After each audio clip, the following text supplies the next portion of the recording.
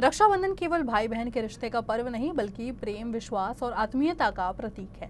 इस भावनात्मक बंधन को पूर्व मंत्री और कांग्रेस नेता यशोमती ठाकुर पिछले 17 वर्षों से अपने विधानसभा क्षेत्र के लोगों के साथ अलग ही रूप में निभाती हैं। इस बार भी तिवसा में उनके द्वारा भेजी गई राखियां उनके भाइयों के लिए एक भावनात्मक बंधन को दर्शा रहा है।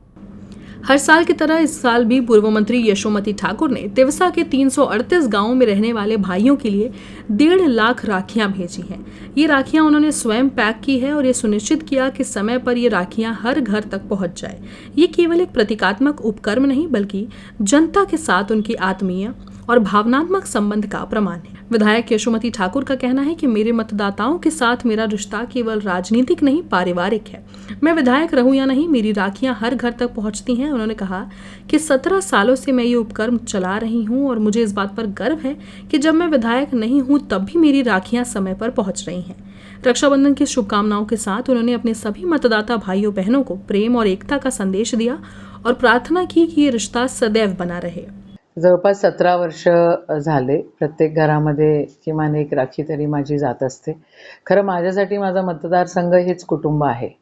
मला तसा सख्खा भाऊ नाही आहे. तर एक नातं माझं माझ्या कुटुंबासोबत, माझं माझ्या मतदारसंघासोबत आहे आणि या सर्व मंडळींनी माझ्यावर खूप प्रेम केलेलं आहे. अजूनही करतात, आपुलकी खूप ठेवतात आणि माझं रक्षणही तेच करतात आणि म्हणून मग ही एक राखी आहे एक. आणि मग मला वेगळे वेगळे अनुभव येतात. कोणी मला 100 रुपयाची मनी ऑर्डर पाठवतं, कोणी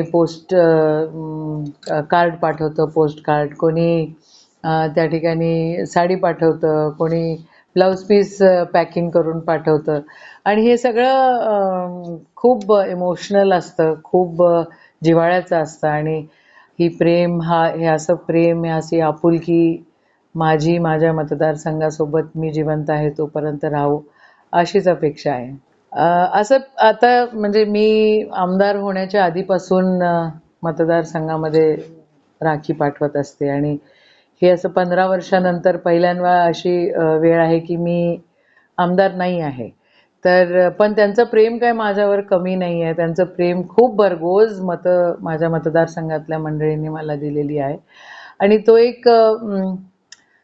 ती एक अपेक्षा आहे की हे प्रेम असंच कंटिन्यू राहील म्हणून ते पत्र असतंच दरवर्षी एक. जनता अब यशोमती ठाकुर को स्नेहपूर्वक राखी वाली ताई के नाम से जानने लगी है। ये उपक्रम राजनीति से परे एक भावनात्मक जुड़ाव को दर्शाता है जहां संबंध केवल सेवा, भावना और अपनत्व से जुड़े हैं। अमरावती से अरुण जोशी, UCN न्यूज।